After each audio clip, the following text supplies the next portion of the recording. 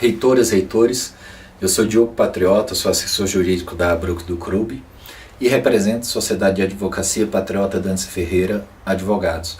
Eu gostaria de trazer mais uma matéria para discussão, justamente o homeschooling ou o ensino domiciliar. A importância de discutir esses pontos nesse momento é que o Distrito Federal recentemente regulamentou essa nova modalidade de ensino dentro da sua extensão territorial. Um método que me parece ser válido para análise dessa matéria é a existência de comandos de escolarização ou comandos de desescolarização no país, seja na perspectiva sociocultural, na perspectiva constitucional e legal, assim como de natureza jurisprudencial. Embora o Brasil seja um país que se entende como tal, como nação desde os anos de 1500, o processo de escolarização foi um processo efetivamente tardio e que aconteceu com mais força a partir da chegada da família real ao país, a família real portuguesa. Com isso são criadas as primeiras escolas para atender à elite, aos filhos da elite e da nobreza. Mas, durante a estada da monarquia no país, foram regulamentadas leis que determinavam, por exemplo, ainda no ano de 1827, a criação de escolas nos vilarejos mais populosos.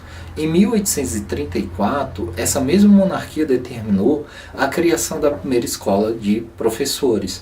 Na década de 20 surge com muita força, e aí mais recentemente, o movimento Escola Nova, justamente buscando um processo mais inclusivo de crianças e adolescentes à educação básica. Em 1930, no governo de Getúlio Vargas, é criado o Ministério da Educação e é reforçada a ideia de secretarias estaduais de educação como grandes acreditadores da educação nacional.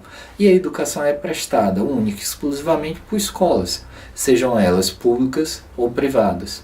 Na perspectiva constitucional, existem as mesmas questões e são claros os comandos de escolarização.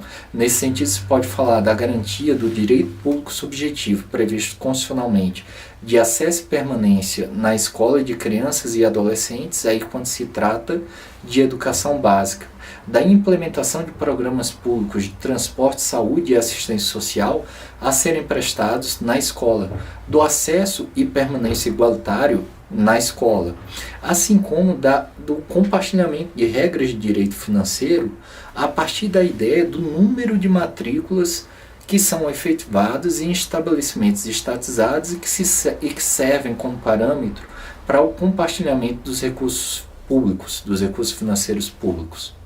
Mas, quando se atribui a regulamentação legal federal, da mesma forma, os comandos de escolarização se somam e se sobrepõem em diversos ramos do direito.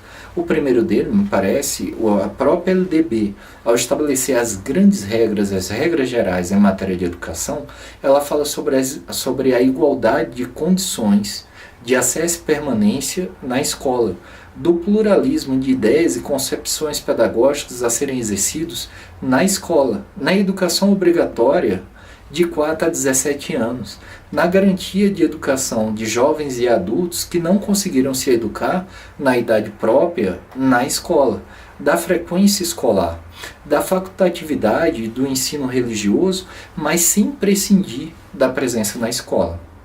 O Estatuto da Criança e do Adolescente, mais uma vez, traz outro comando de escolarização quando ele determina que é obrigação dos pais matricular os filhos em escolas. E o Código Penal, quando estabelece o crime de abandono intelectual, pode ser interpretado até então como incidente em relação às condutas de pais que não escolarizam seus filhos. Vejam, existe um senso comum de que o ensino domiciliar ele é autorizado em todo o mundo. Porém, esse senso comum não me parece estar correto. Eu digo isso porque quando se faz a análise da jurisprudência internacional, existem diversos países que vedam essa prática.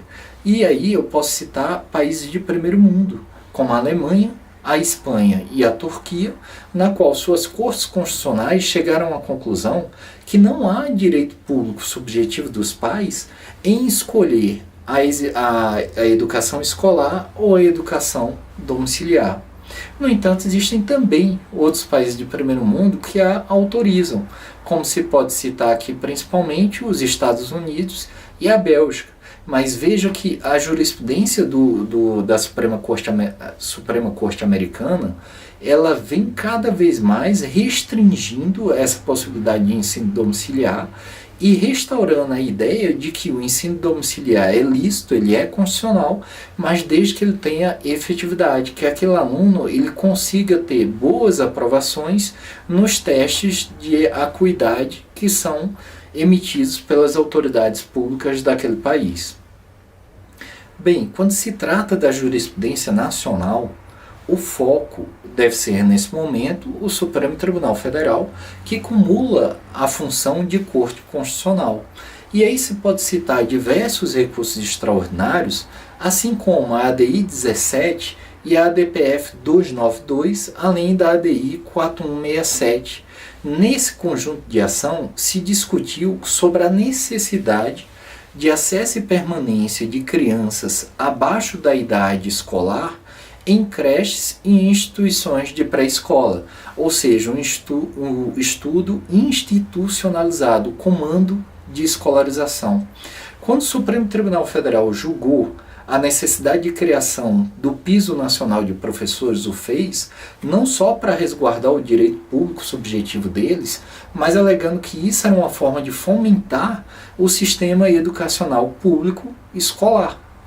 Bem, eu acho que uma das ações que é mais simbólica em relação a essa matéria é realmente o RE 888-815, justamente porque nesse momento o Supremo Tribunal Federal julgou um recurso com repercussão geral em que pais de um aluno pediam que a autoridade local, a autoridade educacional local, que ele prescindisse da presença escolar para ser educado pelos próprios pais em casa. Veja que o Supremo Tribunal Federal, naquele momento, ele diz que não há direito público subjetivo ao ensino domiciliar por falta de previsão legal.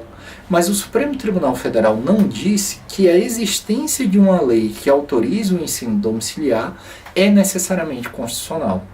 E eu acho que é justamente nessa conclusão que pende a matéria mais complexa em relação ao tema. Justamente porque, dados os comandos de escolarização existentes na Constituição e na legislação federal, me parece que é possível sim prever o ensino domiciliar ou homeschooling, desde que haja uma emenda constitucional para adequar o texto constitucional a essa modalidade de ensino. E digo mais, não se pode legislar por competência estadual nessa matéria, porque as normas estaduais estariam em contraposição à LDB, ao ECA e ao Código Penal. Então, embora eu não diga que peremptoriamente é proibido o ensino domiciliar no país, me parece que qualquer regra estadual ou distrital que trate dessa matéria não pode prescindir de uma reforma constitucional que adeque o texto da Constituição a essa nova modalidade de ensino, assim como reformas na legislação federal para que também a LDB, o ECA e o Código Penal comecem a vislumbrar e aceitar essa nova modalidade de prestação ou de formação das crianças, adolescentes e adultos. Bem, eu gostaria mais uma vez de agradecer por esse momento, pela atenção dos senhores. Eu me coloco à disposição ao mesmo tempo que eu desejo um Feliz Natal e um próspero Ano Novo a todos.